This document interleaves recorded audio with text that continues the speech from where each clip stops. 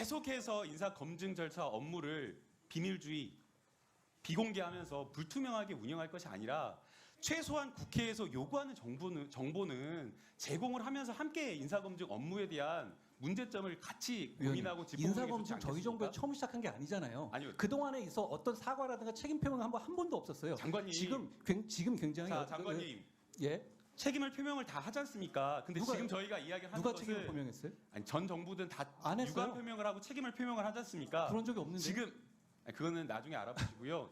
장관님, 이 인사검증 업무와 관련되어서 잘 됐는지 그리고 책임을 물어보려면 어느 단계에서 문제가 있는지를 확인해야 되는데 정보 관련된 업무 편람 공개 안 하죠. 검증 대상 공개 안 하죠. 검증 과정, 결과 누구를 대상으로 하는지 얼마나 소요인지 일체 정보를 공개하지 않고 있기 때문에 뭐가 문제인지를 우리가 국민들이 알 수가 없다라는 겁니다. 그래서 국민들은 결국에는 인사 추천 단계부터 그리고 인사검증 법무부에서 하는 인사검증단 업무 그리고 대통령실에 하는 인사검증 2차 업무 이런 것들이 전부 다 검사지 포진해 있고 결국에는 대통령이 시키고 싶은 그런 어떤 밥그릇 챙겨주고 싶은 그런 검사들에게 자리 만들어주라 보다 보니까 인사검증 업무를 소홀히 한다라는 이런 평가를 받는 겁니다.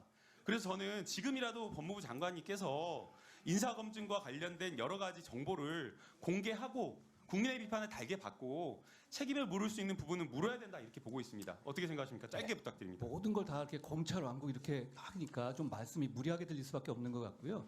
그리고 아까 말씀하신 것 중에서 이 내용에 관해서 무슨 이 시행령 부분을 판단한 것처럼 말씀하시고 의원님께서 언론에도 그렇게 말씀하셨던데 그거 아닙니다. 헌재 공보원도 자, 아니라고 하지 않습니까? 자, 장관님, 네, 의원님, 제 감사합니다. 답변이니까. 네, 감사하고요. 아니, 네, 뒷부분 엄청 제가 답변 감사하고. 드리려고 해요. 아니 아까 아니 제가 답변 우리 드리기 권칠수 의원님도 얼마나 답답해졌습니까? 아니요. 지금 말이 많다고 하셔가지고 말 좀 아니, 짧게 지금- 해주시고요. 아니, 자, 인사검증에 다음 대한- 주제로 넘어가겠습니다. 아니, 요 답을 안 위원장님한테 답 구해가지고 하시고요. 충분히 할 수 있잖아요. 위원장님이랑 두 분 하시니까. 자, 경기도도청, 경기도도지사, 경기도도청의 검찰 수사관을 비롯한 검사들이 상주에서 압수수색을 했다고 이렇게 평가를 했습니다. 원래 갖고 와서 해야 되는데 경기도청의 요청에 따라서 편의를 자, 봐준 것이라고 알고 있습니다. 며칠이나 압수수색 기간이 며칠인지 아세요? 그건 포렌식 때문에요. 그거는 그쪽의 협조 정도에 따라 따른 거기 때문에 그걸 가지고 검찰 수사를 뭐라고 할 수는 압수수색 없어요. 기간이 예.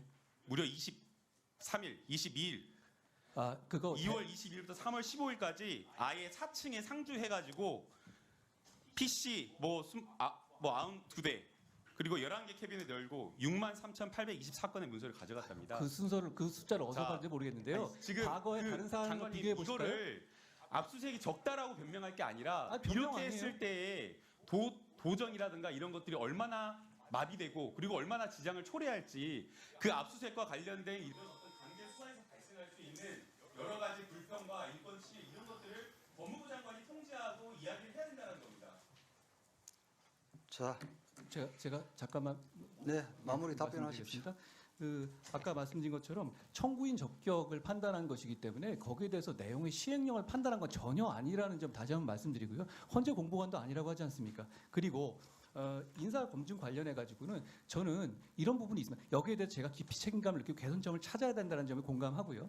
그렇지만 인사 검증이라는 게 사찰의 한계를 넘나들면 안 되기 때문에 그 한계 안에서 얻을 수 있는 성긴 그물이거든요. 그러니까 그걸 빠져나왔을 때 언론의 검증을 하는 것 이것도 어떻게 보면 넓게 보면 검증의 한 부분입니다. 이 말씀은 사실 제가 한 말씀은 아니고 문재인 대통령께서 취임 4주년 기자회견에서 하신 말씀이거든요. 저도 거기에 동감합니다. 그런데 이 과정에서 이걸 어느 정도 강도를 아주 무턱덕 높이면 이건 사찰이라든가 어떤 자료 정치적 정보 수집의 문제가 되거든요. 그러니까 그 부분을 자제하는 점도 있으니까 그 부분에 감안해서 이 제한자를 만들 점이라고 말씀드리고 그리고 저한테 절차 말씀하셨는데 혹시 저한테 이 기회를 주시면 제가 인사검증이 어떤 방식으로 했는지 세세히 한번 말씀드려볼까요? 지금 괜찮으시면? 예, 답변하십시오.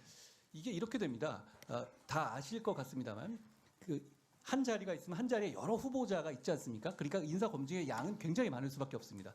그럼 그 후보자한테 지금 이 대통령실 홈피에 올려져 있는 질문지를 보냅니다. 그리고 거기다가 동의서, 그러니까 개인정보를 동의한다는 내용, 가족들까지 해서 같이 보내서 거기에 서명을 하게 하는 것이죠. 그걸 응하지 않으면 인사 자체가 이루어지지가 않는 것입니다. 그러니까 거기에 항목대로 해오고 그리고 그건 누가 하냐면 그건 대통령실에서 합니다. 저희가 하는 게 아닙니다. 그러니까 저희는 접촉을 하지 않는 것이죠.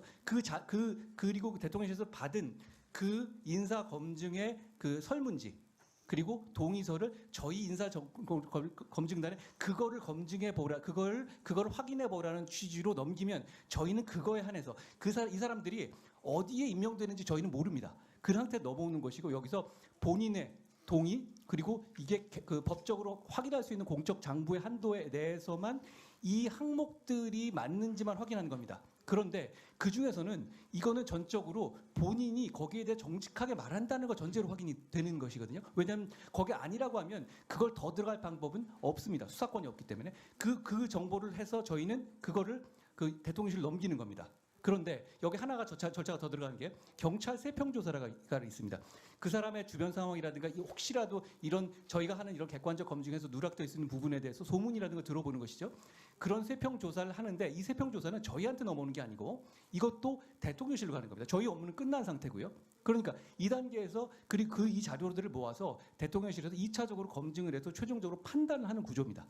이런 구조라는 점을 말씀드리고 그리고 매뉴얼 같은 경우는 이걸 주게 되면 이 후보자들이 보고 미리 대비하거나 어떻게 시험 공부를 할 거란 말입니다. 노하우에 관한 것이니까. 그러니까 이 부분을 공개할 수 없는 것이고 그리고 역대 어느 정부 중에서도 그거 인사 검 아니죠. 자 게다가 후보자 중에서 자 위원님 후보자가 한 명이 아니라 여러 명이죠. 그럼 이 사람이 임명되지 않았는데 임명되지 않은 사람들까지 정보가 다 있고 이렇게 되면 저희는 기본적으로 개인정보는 확인 후에는 업무가 끝난 다음에 개인정보는 폐기합니다. 그래야 되지 않겠습니까? 장관님, 저희가 갖고 있으면 안 되는 거죠. 장관님 됐습니다.